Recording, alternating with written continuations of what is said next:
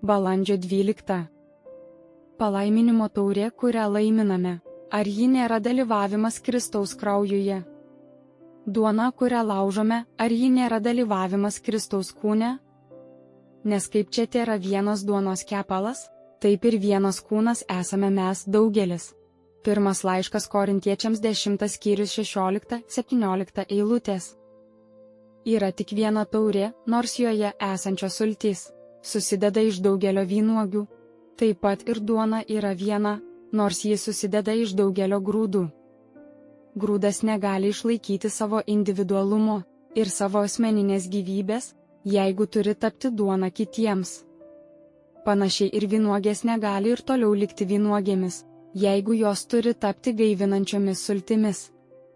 Taigi matome, kokiais gražiais žodžiais apaštalas sako, jog Dievo žmonės yra vienos duonos ir vienos taurės dalininkais.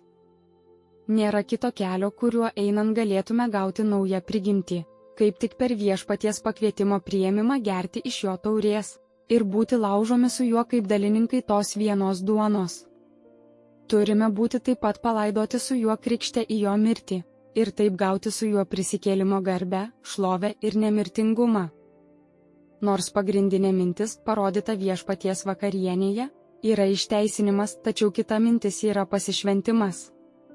Taigi, žiūrint iš šio požiūrio taško, taurė, kurią tėvas pripila mums, simbolizuoja kentėjimus susijusius su pasiaukojančios mirties procesu, o duona simbolizuoja bažnyčios žemišką prigimtį, paaukotą mirčiai.